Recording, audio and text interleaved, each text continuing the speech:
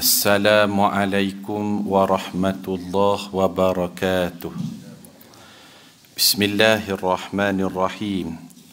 Bismillahilladzi la yadurru ma'asmihi syai'un fil ardi wala fis sama' wa huwas sami'ul alim. Allahumma salli ala sayyidina Muhammad wa ala ali sayyidina Muhammad. Na'udzu bikalimatillahi tammat wa min kulli syaitanin wahammat wa min kulli ainin lammat. Allahumma inna nas'aluka fahman nabiyyin wa hifzal mursalin wa ilhamal malaikatil muqarrabin ya arhamar rahimin. Ya Allah, ya Tuhan kami, sesungguhnya kami memohon kepadamu agar diberikan kepada kami kefahaman para nabi, daya hafalan para rasul dan ilhamnya para malaikat al-muqarrabin. Amin ya rabbal alamin. Yang dihormati dan dimuliakan Allah, para jemaah surau, muslimin muslimat hadratul muqarramin sekaliannya, saya doakan semuanya berada dalam rahmat dan kasih sayang Allah selalu. Amin ya rabbal alamin. Saya dahului pertemuan kita pada tengah hari ini dengan menyatakan pernyataan tahmid kesyukuran kepada Allah. Syukur Alhamdulillah. Dapat lagi kita menyambung kiranya kuliah berkitab kita daripada kitab 77 cabang iman menurut Al-Quran dan Hadis. Dan pada tengah hari ini insya-Allah kita akan melihat huraian kepada cabang iman yang ke-60.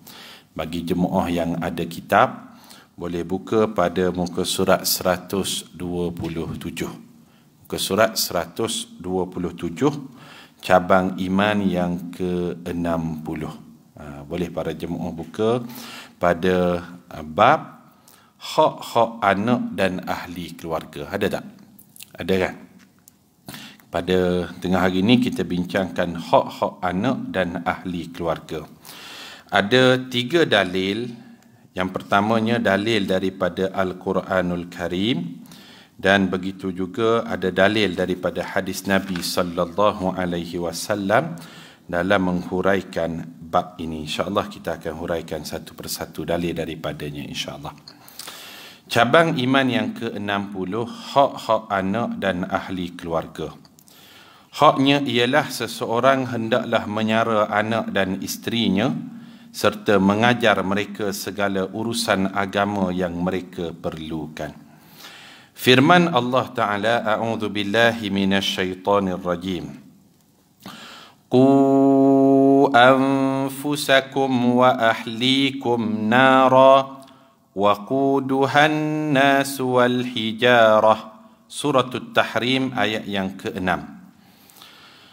Maksudnya, peliharalah diri kamu dan keluarga kamu daripada azab api neraka yang bahan bakarannya terdiri daripada manusia dan batu-batuan. Para jemaah sekalian, kita garis bawahkan pada ayat tersebut kalimah kum. Anfusakum, satu lagi wa ahlikum. Kum tu maknanya kamu. Kamu di sini ia merujuk kepada ibu dan bapa ataupun suami dan isteri. Maknanya tanggungjawab menjaga ahli keluarga ini bukan hanya terletak kepada si ayah sahaja. Betul tak? Kalaulah tanggungjawab itu hanya kepada lelaki, si bapa ataupun si ayah, suami, ayatnya itu tidak akan berbunyi ku anfusakum wa ahlikum. Tetapi dia akan jadi berbunyi ku anfusaka wa ahlika. Betul tak?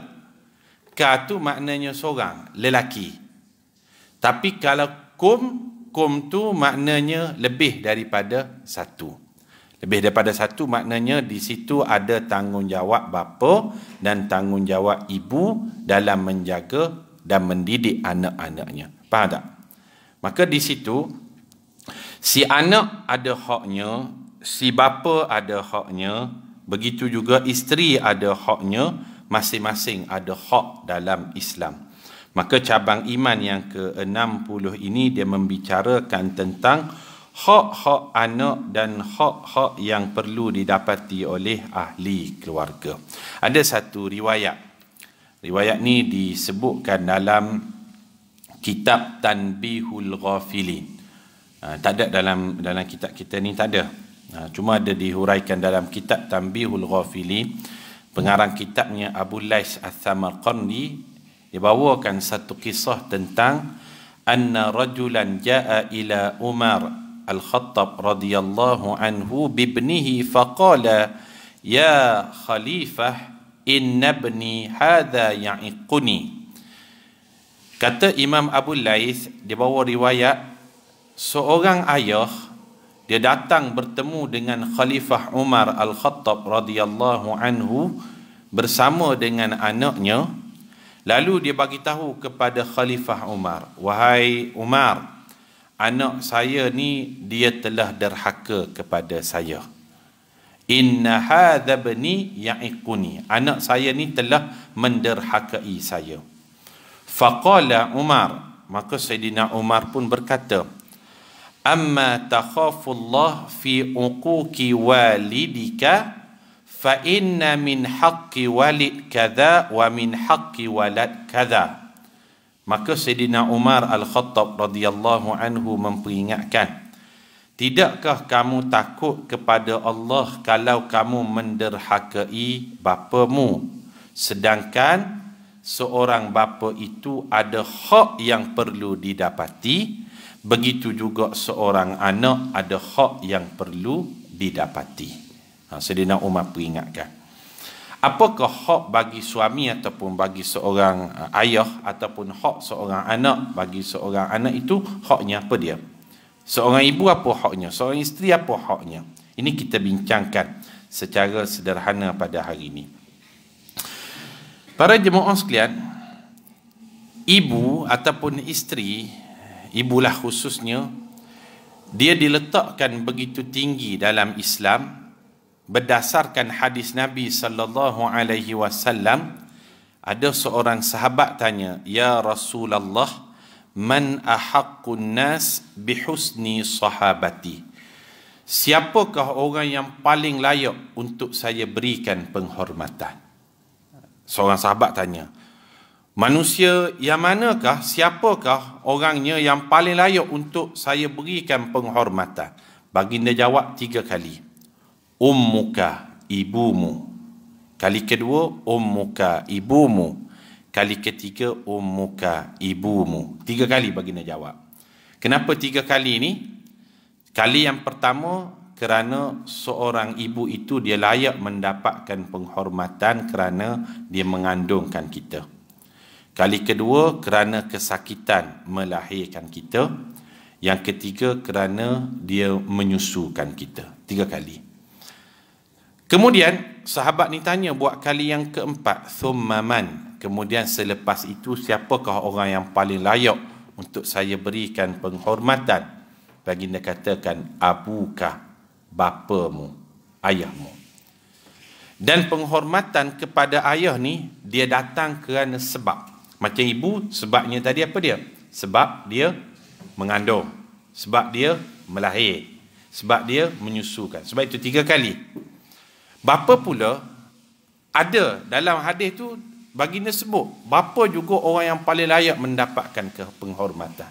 Kan ada kan satu nasyid dalam bahasa Inggeris tu, who next your mother, who next your mother, who next your mother, and then your father, kemudian barulah bapamu. Ada juga ayah ni. Sebab apa ayah dia layak juga mendapatkan penghormatan? Sebab apa dia perlu dihormati? Sebab peranan bapa ataupun seorang ayah itu, dia bertindak sebagai ketua keluarga dan pencari nafkah. Ketua keluarga dan pencari nafkah. Maka dia layak mendapatkan penghormatan sama ada dari sudut isterinya ataupun dari anak-anaknya. Dia ketua keluarga dan pencari nafkah dalam keluarga. Tapi kalaulah seorang bapa itu jenis malah kerja, gagal menyediakan keperluan-keperluan yang wajib kepada keluarganya, ataupun dia gagal ataupun tidak menjalankan tanggungjawab kepada keluarganya, apakah lagi yang tinggal untuk dia mendapatkan penghormatan? Betul tak? Nak hormat atas dasar apa lagi? Ini true story, ramai yang si ayah ataupun si suami yang tak menjalankan tanggungjawab.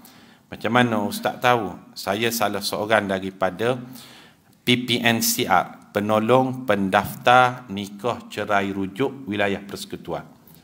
Yang nak nikah, yang cerai, yang rujuk, kalau bagi Karyah Bukit Jalil, dia akan jumpa saya lah biasanya. Tiap-tiap hari orang nikah, orang cerai, dia akan jumpa dulu untuk dapatkan pengesahan. Jadi saya tanyalah antara yang bercerai itu, kenapa boleh berlakunya penceraian ni kadang-kadang umur muda lagi. Salah satu yang besarnya yang dia jawab, kerana suami tak menjalankan tanggungjawab ataupun suami tak memberikan nafkah. Itu salah satu punca yang besar berlakunya penceraian. Maka kalau dia gagal menjalankan tanggungjawabnya sebagai ketua keluarga, sebagai pencari nafkah, apa lagi yang tinggal untuk si ayah ataupun si suami ini untuk mendapatkan penghormatan daripada keluarganya?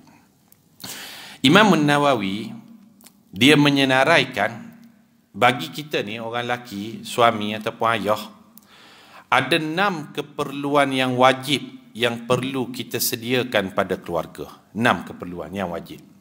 Dan biasanya sebelum saya akad nikahkan setiap pasangan, dia sebelum majlis ijab kabul tu dia ada bacaan khutbah nikah. Dan dalam khutbah nikah itulah kita akan sampaikan beberapa pesanan yang perlu kita ingatkan kepada pengantin. Ada 6 yang wajib, kata Imam Nawawi. Apa 6 yang wajib tu? Nombor 1 sekali, bagi seorang suami, dia wajib menyediakan kepada ahli keluarganya makan minum. Makan minum. Itu nombor 1 sekali. Mengikut kemampuannya. Makan dan minum. Urufnya 2 kali sehari lah urufnya. Kalau isteri diet itu lain cerita. Tapi keperluannya paling kurang ada makan minum disediakan 2 kali sehari. Itu yang wajib. Nombor 2, yang wajib bagi suami sediakan adalah tempat tinggal. Tempat tinggal. Sama ada dibeli, disewa ataupun sebagainya, itu yang wajib disediakan. Nombor 3, Imam Nawawi sebut adalah berkaitan tentang pakaian. Dan urufnya menyediakan 2 pakaian baru setahun. Dikiaskan kepada 2 hari raya. Kalau isteri nak beli sendiri itu dia melepaskan hak dia. Tak ada masalah, boleh melepaskan hak. Tapi kita sebagai suami kena offer pada dia, ataupun kalau dia nak, mesti kita sediakan. Kalau dia tak nak, itu lain cerita. Itu yang ketiga. Yang keempat, tanggungjawab yang wajib bagi suami berikan kepada isteri dan anak-anaknya adalah dalam bentuk pendidikan. Pendidikan. Yang wajibnya fardu ain. Sepatutnya yang mengajarkan tentang ilmu tauhid, ilmu berkaitan fiqh ibadah, itu tanggungjawab siapa? Tanggungjawab suami. Tapi kalau suami tak mampu, boleh dia memberikan kebenaran pada isterinya untuk mencari ilmu-ilmu asas fardu ain di masjid, di surau dan sebagainya. Tapi asalnya itu adalah tanggungjawab suami. Pendidikan. Pendidikan ilmu akidah, itu ilmu fardu ain yang wajib ke atas setiap muslim. Talabul ilmi faridatun ala kulli muslimin wa muslimatin. Menuntut ilmu itu wajib bagi setiap seorang lelaki muslim dan seorang wanita muslim. Yang mengajarkannya kalau isteri adalah suaminya sendiri. Kalau tak mampu, boleh diberi kebenaran untuk dia menuntut ilmu di tempat yang lain. Itu yang keempat. Saya sebut tadi ada berapa semuanya? Ada 6. Yang kelima, Imam Nawawi sebut, termasuk juga tanggungjawab yang wajib bagi suami memberikan kepada hak-hak terhadap ahli keluarganya kewajipan dalam bentuk perhatian. Perhatian ni luas. Perhatian ni termasuklah di sini dalam bentuk perubatan. Perhatian di sini dalam bentuk kasih sayang. Itu wajib bagi suami, perhatian. Sekarang ni suami tak berikan perhatian, lalu isteri cari perhatian di media sosial sajalah. Sebab apa? Suami tak puji, suami tak berikan perhatian. Sedangkan itu adalah termasuk daripada hak yang perlu dia dapati daripada suaminya. Itu yang kelima. Yang keenam, hak yang perlu didapati seorang ahli keluarga itu daripada ketua keluarga yang melayakkan dia mendapatkan penghormatan dalam agama. Yang keenam ni dia luas sikit. Imam Nawawi sebut dia dalam bentuk bahan asas. Bahan asas ni termasuklah rempah ratuh, lauk pauk, itu bahan asas. Itu suami kena sediakan. Yang keenam juga termasuklah juga berkaitan dengan peralatan rumah. Peti sejuk, mesin basuh, benda-benda asas. Itu tanggungjawab suami yang perlu sediakan. Dan termasuklah juga di sini alatan-alatan kebersihan diri. Sabun, beruh gigi, obat gigi. Itu sepatutnya suami yang sediakan. Kalau isteri beli sendiri, Ustaz, itu dia melepaskan tanggungjawab dia. Dia melepaskan hak dia. Maknanya dia redha pada perkara tersebut. Tapi asalnya hukumnya adalah suami yang belikan. Nak mudah bagi QR code je lah kan. Bagi kad kredit ke kat dia, biar dia beli. Kita bayar je lah. Kita nak cari satu-satu memang tak sempat lah kan. Sabun spek dia macam mana dan sebagainya. Tapi kita bayar je lah senang, biar dia pilih. 6 tu yang wajib. Dapat tak tuan-tuan poin dia? 6 Okay. Imam Nawawi sebut, dia tambah satu lagi. Yang ni tambahan, tidak wajib tetapi sebagai satu bentuk belas ihsan kepada isterinya, sekiranya seseorang isteri itu dia tak berapa tangkas di dapur, ataupun dia berlatarkan family yang ada pembantu, maka ketika itu harus bagi seorang suami menyediakan seorang pembantu bagi meraikan isterinya tadi. Itu harus, tak wajib. Sekiranya dia tak berapa tangkah, tak berapa cekap urusan di dapur, macam sediakan bibik lah, itu tidak wajib. Itu termasuk daripada belas ihsan. Maka di atas dasar itulah, maka seorang ketua keluarga dia layak mendapatkan penghormatan. Faham tak? Kalau ibu ataupun isteri, dia layak mendapatkan penghormatan tadi. Kalau dia seorang ibu, kerana dia melahirkan, kerana dia mengandungkan, kerana dia menyusukan. Sebab itu 3 kali baginda sebut. Kalau seorang bapa, kerana dia bertindak sebagai ketua keluarga, pengstabil kepada keluarga, dan dia bertindak sebagai pencari nafkah, dia layak mendapatkan penghormatan daripada keluarganya. Jelas ya?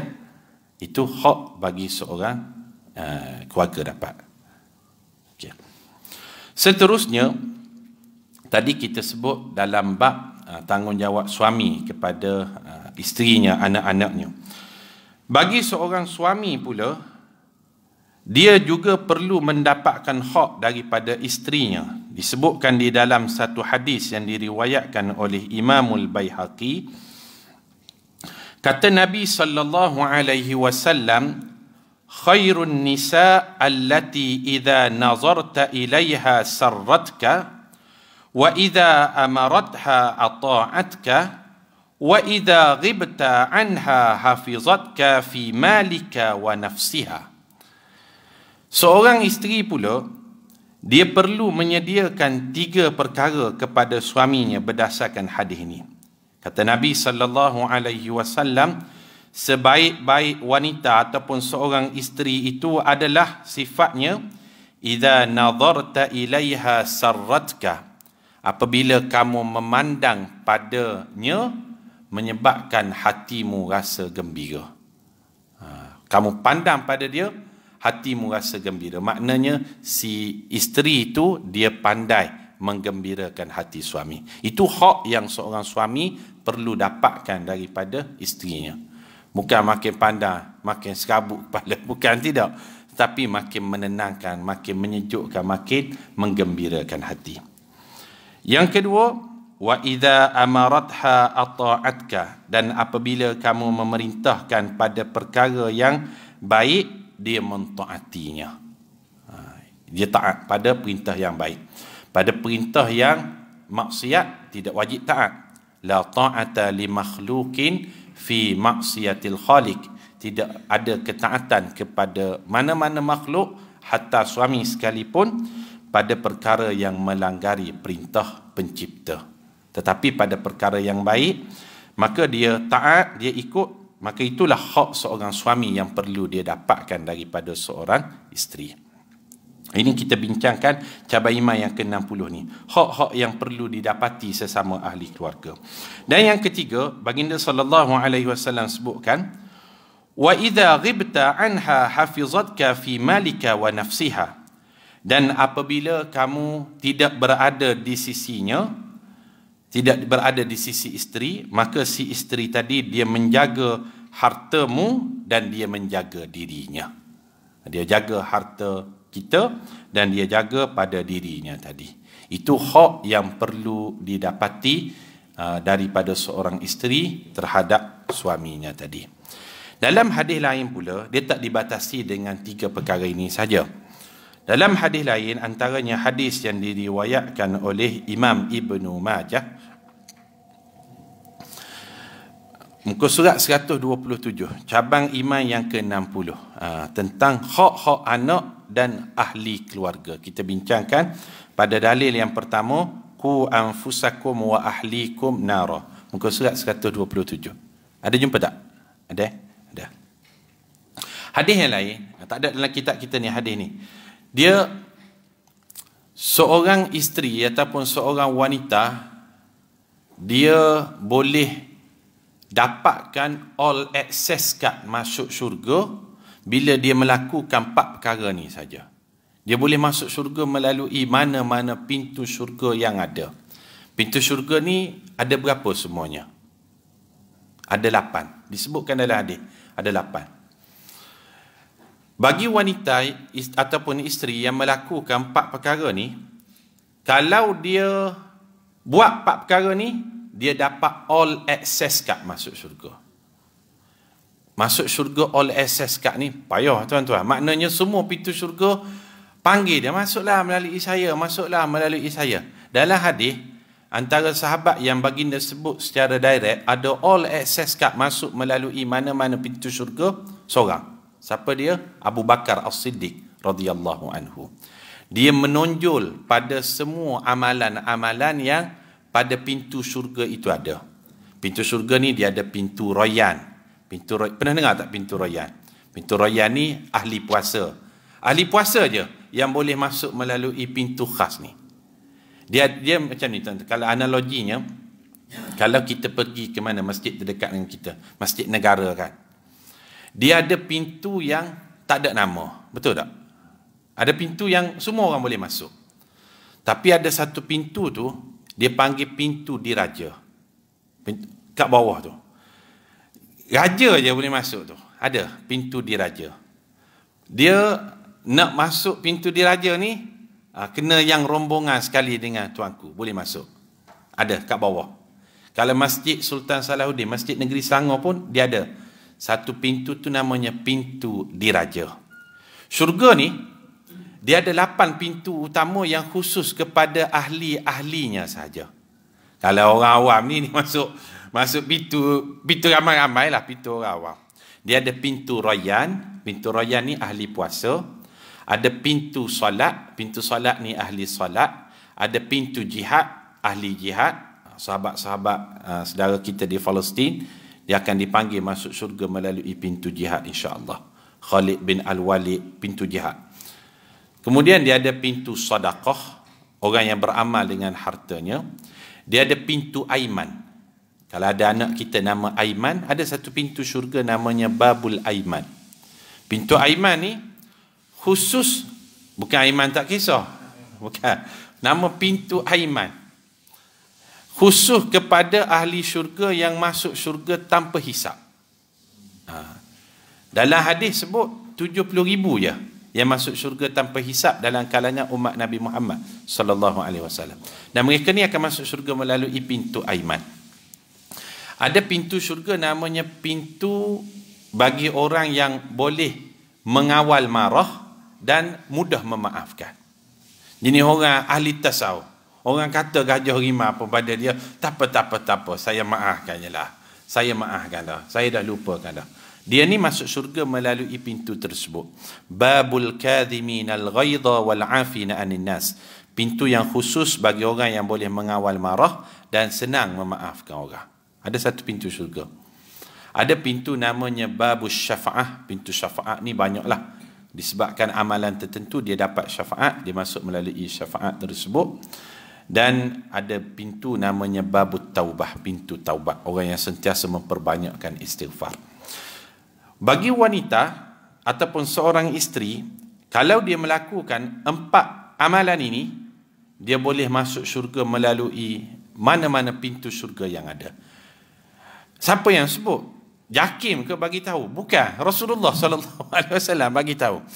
Ada satu hadis riwayat Imam Ibn Majah, baginda sebut, "Idza sallat mar'atu khamsaha." Apabila seseorang isteri itu dia menjaga solat fardu yang 5. Bukan solat sunat, solat fardu je. Kemudian wasamat syahraha, dan dia jaga puasanya yang fardu, puasa bulan Ramadan, bukan puasa sunat. Kemudian wa ata'at zaujaha, dia taat saja perintah yang baik daripada suaminya.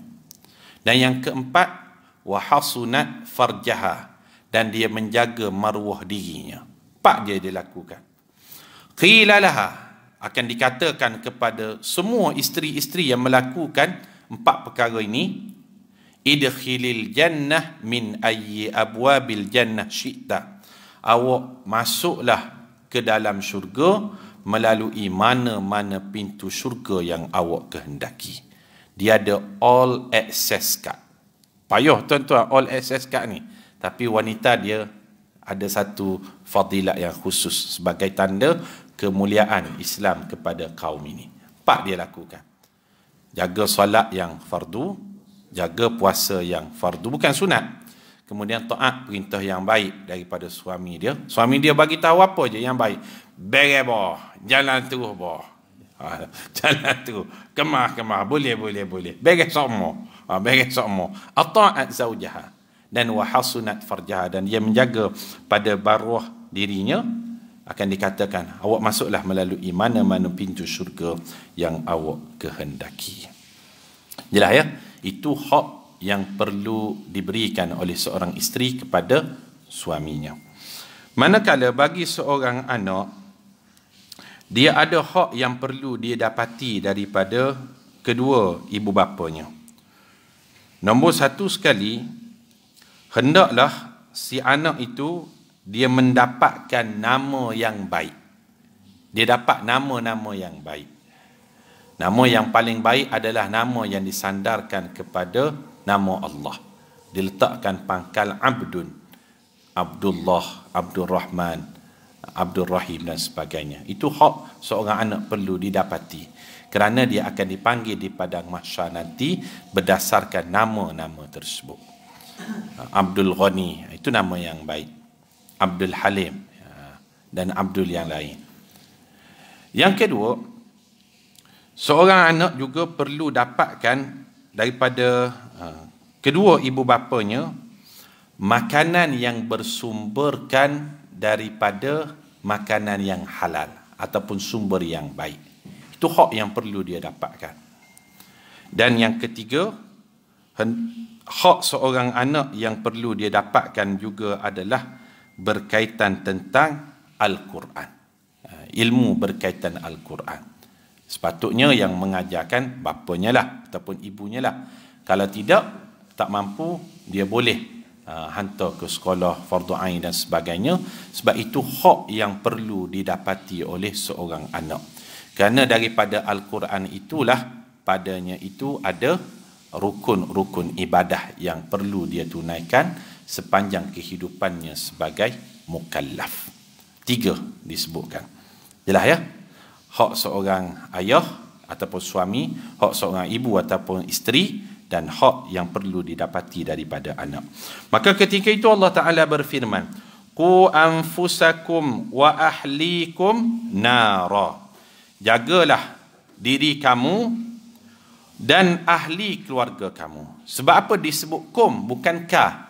Kerana tanggungjawabnya itu adalah tanggungjawab bersama. Tanggungjawab bersama. Bukan, oh ini tanggungjawab awak lah sebagai ayah. Bukan. Ya betul, ayah ada tanggungjawabnya sebagai ketua keluarga, tetapi dia tidak melepaskan pada diri seorang isteri itu ataupun ibu itu tanggungjawab terhadap anak-anaknya itu tadi. Sebab itu Allah gunakan perkataan kum, kamu. Kalau tak digunakan ku anfusaka saja, wa ahlika, ka tu seorang, iaitu lelaki merujuk kepada suami, tapi tidak kum anfusakum wa ahlikum. Seterusnya, dalil daripada hadis. Hadis daripada Anas. Dalam kitab kita tu dia tulis Anas saja. Anas di situ dia merujuk kepada sahabat bernama Anas bin Malik radhiyallahu anhu. Anas bin Malik. Anas bin Malik ni, kalau kita nak buat sikit catatan, dia adalah sahabat yang ketiga yang paling banyak meriwayatkan hadis daripada Nabi sallallahu alaihi wasallam. Dia meriwayatkan hadis sebanyak 2,227 hadis. Nombor 1 paling banyak meriwayatkan hadis Abu Hurairah. Nombor 2 Ibnu Umar, Abdullah bin Umar. Abdullah bin Umar nombor 2 paling banyak meriwayatkan hadis, 2,316 hadis. Kalau paling banyak Abu Hurairah 5,037 hadis. Dikumpulkan hadis riwayat daripada Abu Hurairah dia paling banyak. Abu Hurairah tu sebab dia ahli suffah. Sebab Sayyidina Aisyah berada pada kedudukan nombor 5. Nombor 5. 1,886 hadis. Nombor 4 Abdullah bin Abbas radhiyallahu anhuma. Aisyah nombor 5. Kalau dalam kalangan sahabat wanita, Aisyah yang paling banyak. Dia ada sebab dia. Kalau Abu Hurairah, dia banyak meriwayatkan hadis sebabnya dia ni ahli suffah. Ahli suffah ni adalah sahabat yang melazimi Masjid Nabawi. Dia duduk situ je kerja dia, tak ke mana. Ada beberapa orang sahabat ahli suffah, antaranya Irbad bin Sariyah.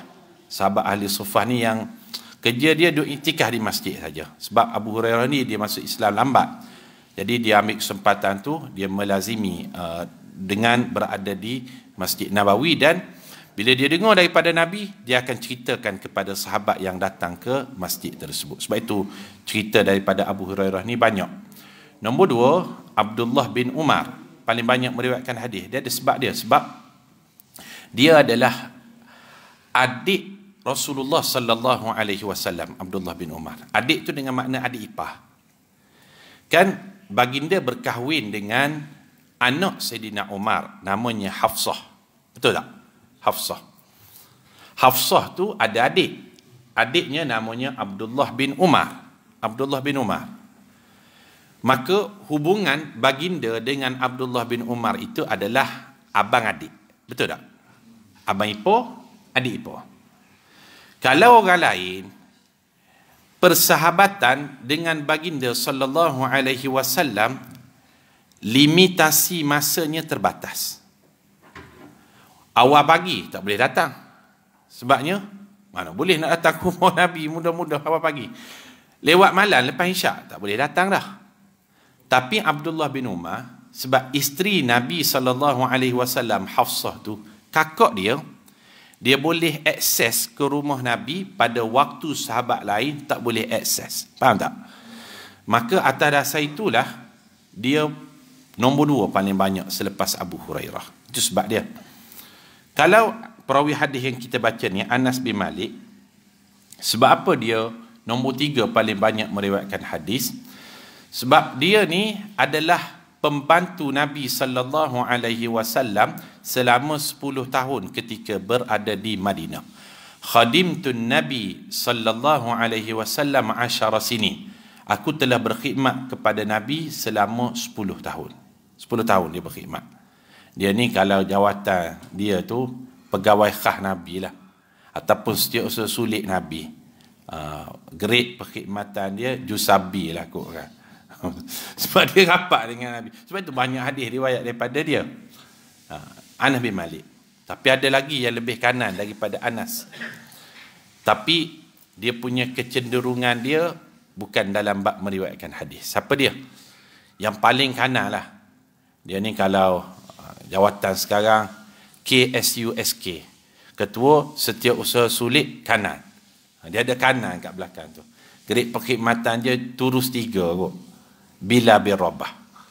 Hanya Bilal bin Rabah je yang ada akses terus boleh ketuk dalam bilik Nabi pada setiap hari. Sebab dia adalah muazzin. Kan Nabi SAW solat sunat dalam bilik dia. Dalam bilik dia. Kan sebelah-sebelah kan, rumah lebih kurang 30 meter macam tu je. Maka yang boleh panggil baginda dalam bilik ni Bilal aja. Ya Rasulullah, wahai Rasulullah, sahabat dah buat sah dah ni. Maka baginda bagi isyarat, arihna bis salah ya Bilal. Wahai Bilal, okey jom kita dirikan solat. Awak qomat, saya datang. Rasulullah pun akan datang. Yang paling rapat lah. Tapi Bilal bin Rabah, hadis yang didapati daripadanya dalam 47 je. Tak banyak. Kurang daripada 147, lebih kurang macam tu. Disebut dalam kitab Syiarul A'lam An-Nubala. Sebab dia sahabat ni dia macam jari kita. Dia tak sama. Dia ada kecenderungan tertentu. Sayyidina Abu Bakar, walaupun dia rapat dengan Nabi SAW, hadis riwayat dia kurang 200. Sikit je. Sebab dia ada bidang masing-masing. Kepakaran tertentu. Sebab itu sahabat yang 4, yang khalifah tu sikit je riwayat hadis. Sebab dia bidang kecenderungannya berbeza-beza. Ada yang dalam bab jihad, ada dalam bab pentadbiran, ada dalam bab muamalah, ada dalam bab Quran, ada dalam bab mengajarkan fiqh, ada dalam bab meriwayatkan apa yang dia dengar dan nampak daripada Nabi SAW. Maka kita dapati angka hadis yang diriwayatkan berbeza-beza. Salah satunya adalah Anas bin Malik, perawi hadis kita ni. Hadis Anas bin Malik dalam Sahih Muslim, muka surat 127. Man 'ala jariyataini hatta tablugha jaa yaumal qiyamati ana wa huwa hakadha wa dhamma isbi'aihi. Ada tak hadis tu? Ada kan? Maksudnya hadis ni sahih, riwayat daripada Imam Muslim. Pada nombor hadisnya Imam Muslim letakkan hadis yang ke-2631. Sesiapa yang menyara 2 anak perempuannya sehingga baligh, maka aku datang bersamanya. Bersamanya ini adalah bersama kedua ibu bapanya pada hari kiamat seperti ini, sambil baginda merapatkan 2 jarinya. 2 jari ini merujuk kepada jari dekat tengah ni dengan jari ni satu lagi, jari telunjuk. Peace. Simbol peace sebenarnya itu sunnah Nabi sallallahu alaihi wasallam. Begitu banyak sekali hadis-hadis yang menunjukkan baginda mengangkat 2 jari ni. Jari tengah satu lagi jari telunjuk. Baginda sebut begini, aku ana wakafilul yatim kahataini fil jannah. Aku dengan penjaga anak yatim ibarat 2 jari ini dalam syurga. Baginda tunjukkan simbol macam ni. Peace. Orang yang mengangkat peace tu, itu adalah sunnah sebenarnya. Tanpa kita sedar. Jangan apa awak buat peace tu. Itu isyarat yang baginda SAW tunjukkan. Peace. Itu sunnah. Orang bergambar kan. Kalau dia niatkan, oh ini aku nak jadi serapat ini dengan Nabi SAW dalam syurga. Itu dia dapat pahala sunnah. Kalau bergambar nanti, perbanyakkanlah. Selain kita buat angka 1 ni, angka 2 juga. Angka 2 tu peace, itu sunnah Rasulullah sallallahu alaihi wasallam.